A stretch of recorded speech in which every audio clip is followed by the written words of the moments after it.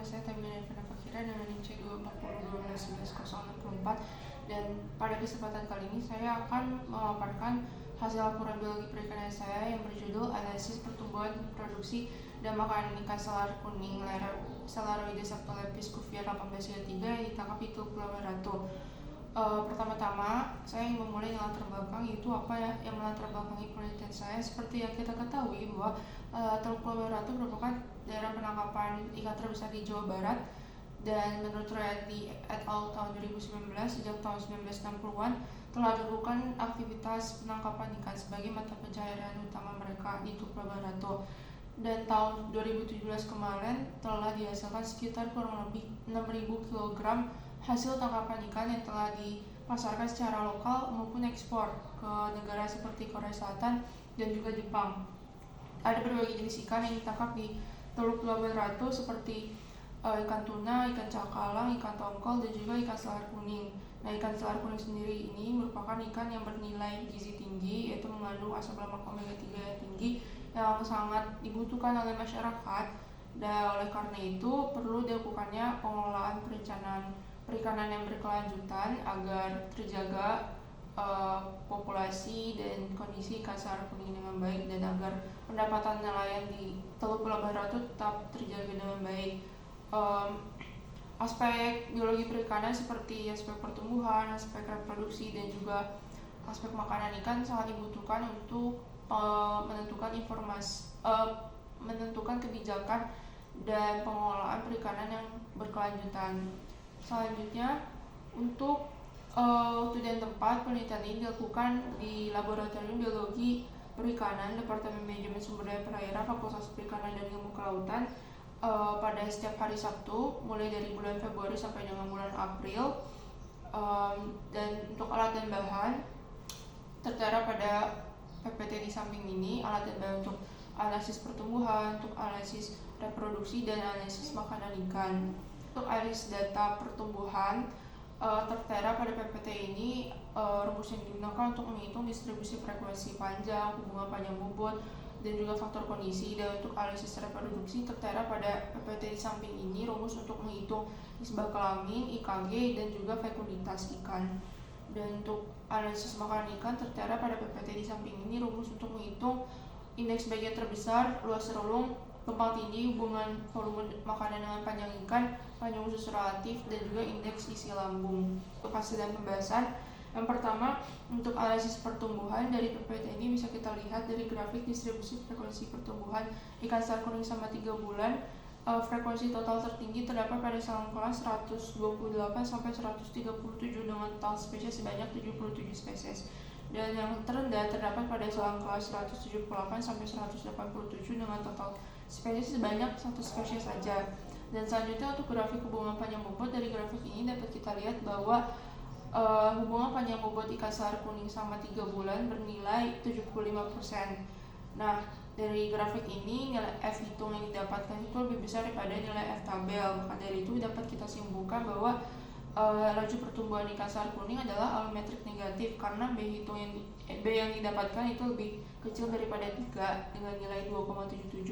Volumetrik negatif sendiri itu adalah laju pertumbuhan di mana pertumbuhan panjang lebih dominan daripada pertumbuhan bobot. Nah, selanjutnya untuk faktor kondisi, dari grafik ini dapat kita lihat bahwa faktor kondisi ikan selar kuning selama 3 bulan tertinggi terdapat di bulan Oktober, lalu disusul dengan bulan November dan bulan Desember. Nah, di bulan Oktober sendiri itu bernilai 1,0370.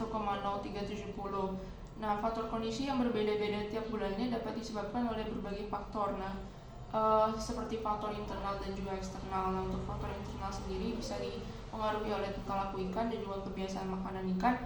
Dan untuk faktor eksternal sendiri dipengaruhi oleh kondisi lingkungan seperti suhu dan sebagainya macamnya.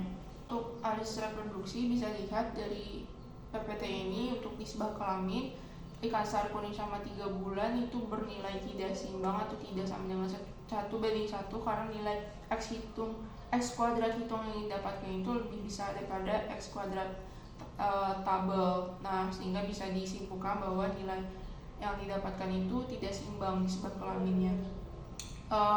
Kondisi ini bisa diakibatkan oleh berbagai macam faktor. Salah satunya adalah ketersediaan makanan, di mana apabila ketersediaan makanannya banyak di suatu perairan, maka ikan betinanya akan lebih banyak. Sedangkan untuk ketersediaan makanan yang sedikit, maka ikan jantan akan lebih banyak di suatu perairan. Nah, selanjutnya untuk TKG jantan, dari grafik ini bisa kita lihat bahwa TKG jantan didominasi oleh TKG 1 dengan rentang TKG 1 sampai 5, dan untuk TKG betina didominasi oleh TKG 4 dengan rentang 1 sampai 4. Nah, selanjutnya untuk IKG jantan, dari grafik ini dapat kita lihat bahwa IKG tertinggi berada pada TKG 5, yang mana sepertinya terdapat kesalahan perhitungan di mana seharusnya tidak terdapat di TKG 5 karena TKG 5 adalah kondisi setelah memijah.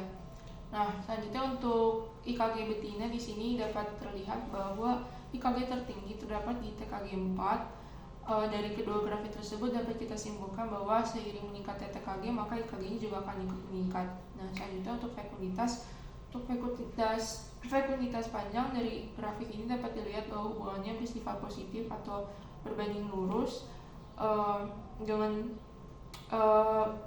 yang berarti bahwa setiap penambahan satu satuan panjang akan mempengaruhi fekunditas sebesar 1,6506 dengan nilai determinasi sebesar 0,0009. Dan untuk fekunditas bobot, dari grafik ini juga bisa dilihat bahwa hubungannya berbanding lurus. Nah, sehingga dapat disimpulkan bahwa setiap penambahan satu satuan panjang akan mempengaruhi fekunditas sebesar 1,1174 dengan nilai determinasi sebesar 0,005.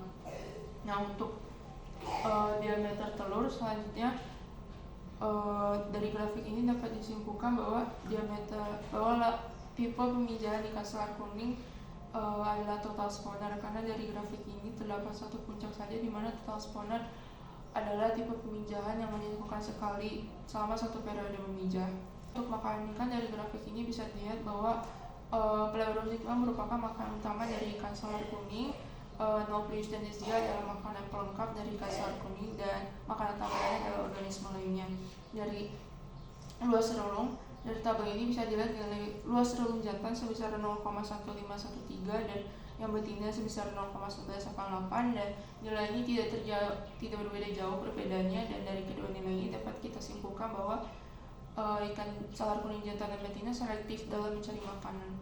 Dan selanjutnya untuk tumpang tindih, dari tabel ini dapat kita lihat bahwa nilai tumpang tindih ikan selar kuning bernilai 0,9264, yang mana dapat kita simpulkan bahwa hubungan antara selar kuning jantan betina tinggi, yang berarti mereka memanfaatkan sumber daya yang sama atau makanan yang sama. Dan untuk hubungan volume makanan dengan panjang ikan, dari tabel ini dapat kita simpulkan bahwa setiap penambahan satu satuan panjang sebesar 0,00005 dapat mempengaruhi volume makanan dengan besar yang sama dengan nilai determinasi 1%. Dan untuk panjang khusus relatif, dari tabel ini kita lihat nilainya adalah 0,4684, yang berarti ikan selar kuning adalah ikan karnivora. Nah, yang terakhir dapat kita simpulkan bahwa ikan selar kuning yang ditangkap di Teluk Laboratorium memiliki pola pertumbuhan alometrik negatif dengan faktor kondisi pada rentang 1 sampai 0,8, dan nisbah kelaminnya tidak seimbang. Nilai TKG-nya itu yang untuk jantan berkisar antara 1 sampai 5 dan untuk yang betina 1 sampai 4. Dan untuk IKG rata-rata untuk jantan tertinggi terdapat pada 1,5 dan IKG rata-rata betina tertinggi terdapat pada bernilai 2,3, dan untuk nilai fekunditasnya yang terhadap panjang sebesar 1,6 dan fekulitas terhadap bobot sebesar 1,1. Untuk tipe pemijahannya adalah total spawner. Makanan ikan selar kuning adalah Pleurosigma, Nauplius, Isia, dan juga organisme lainnya, sehingga dapat kita simpulkan bahwa ikan selar kuning yang ditangkap di Teluk Laboratorium adalah ikan karnivora. Demikian dapat kita sarankan bahwa karena ikan selar kuning merupakan ikan yang bernilai ekologis dan ekonomis yang penting, maka perlu diadakannya pengolahan perikanan yang berkelanjutan dengan cara pengawasan oleh pemerintah setempat terhadap aktivitas penangkapan ikan selar kuning. Bisa juga dilakukan kegiatan budidaya ikan selar kuning dan juga peningkatan pemahaman masyarakat terhadap pentingnya pengelolaan perikanan secara berkelanjutan, terutama terhadap ikan selar kuning. Demikian presentasi yang dapat saya sampaikan. Kurang lebih mohon maaf. Wassalamualaikum warahmatullahi wabarakatuh.